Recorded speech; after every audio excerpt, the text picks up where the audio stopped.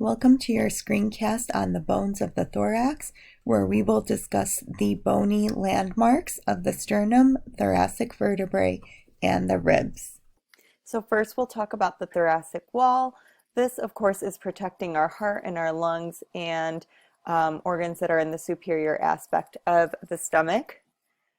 And we're going to start with the sternum, better known as the breastbone. So the word sternon in Greek actually means breast of man. But the sternum itself kind of looks like a sword. At the very top, we have the jugular notch. So if you take your hand, kind of go down the center of your neck until you hit a harder surface, that's going to be your jugular notch right there. The manubrium, manu means hand. So this is kind of like our handle of the sword. If you pass that jugular notch and continue on down, you are now touching the manubrium of the sternum. If you continue on down, you'll feel a little give there. This is the angle of the sternum, and this is the region where we can find our landmark of rib number 2. Continuing on down, we have the body of the sternum, where we're going to have some of the other costal cartilages attaching here.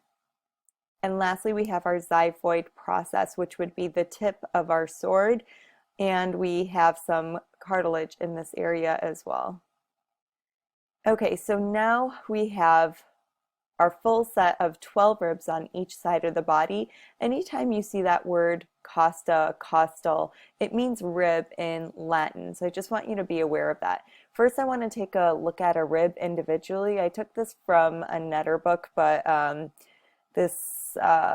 didn't have the clear version of it, so work with me here. We have the head, and notice that this is going to be on the posterior side here. So this is the head of the rib, and this is going to articulate with the body of our thoracic vertebrae. That constricted portion will be the neck. And then we have the tubercle, and this tubercle is what's going to articulate with our transverse processes on the thoracic vertebrae, specifically at those transverse costal facets that we're going to talk about later in this screencast. We have the deepest bend of the rib that will serve as the angle. And lastly, we have the costal groove. And this costal groove is a site where we're going to be able to find our intercostal vein, intercostal artery, and intercostal nerve. So I always like to think the van drives down the hill. So V-A-N, vein, artery, and nerve. So let's classify each of these ribs. We have our true ribs, which will be ribs 1 through 7.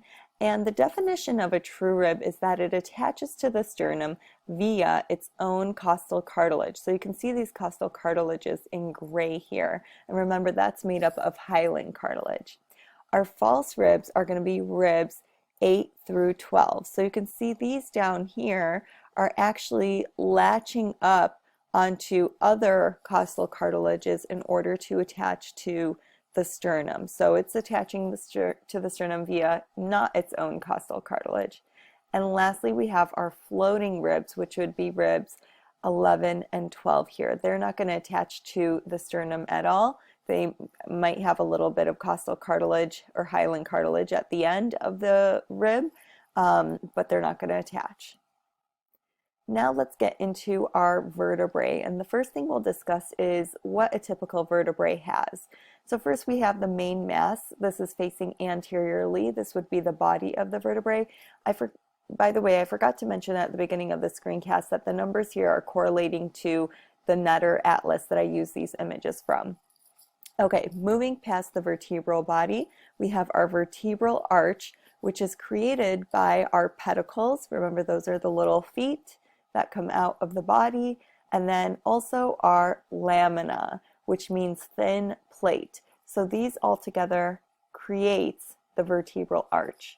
The hole in the middle is going to be, oh, I forgot, we put another view here of the pedicles and the lamina creating the vertebral arch, and then in the middle we would create our vertebral foramen. Another view of the vertebral foramen. Okay, You could see here, as our vertebrae stack on top of one another, that vertebral foramen is creating space for our spinal cord. And then we'll discuss this a little bit later with the intervertebral foramen, but that creates a space between two vertebrae in order for our spinal nerve to exit on out. Okay, back to our list here. We have our spinous process. This is facing most posteriorly, so you can feel the spinous processes as you would take your hand and slide it down the median plane of your back. We have your transverse processes. Of course, this moves within the transverse plane and extends out laterally.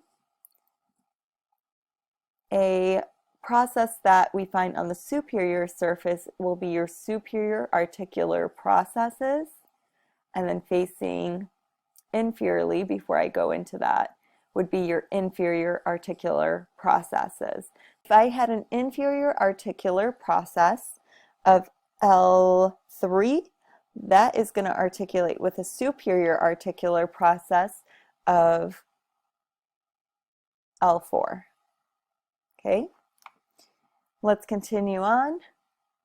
We have our intervertebral foramen, again inter meaning between, vertebral referring to the vertebrae, and foramen meaning hole. So when these two vertebrae come together, we are going to create a hole here, and this is where your spinal nerve will exit. Now let's move into your thoracic vertebrae, transverse costal facets. So you look on these transverse processes coming off of your vertebrae, and you'll see a slight indentation at the very end, and that makes room for the tubercle of our ribs to articulate there. The body of your thoracic vertebrae also have a superior costal facet, and this is where the head of the rib is going to articulate. So this is kind of a cross-section view of how these articulations occur. Here's my intervertebral disc sitting on my body of my thoracic vertebrae, and here is the transverse process, one here, one there. And you could see a little bit better on this side that there is my transverse costal facet. It's articulating with the tubercle of my rib. And over here we see the head of the rib articulating with that superior costal facet.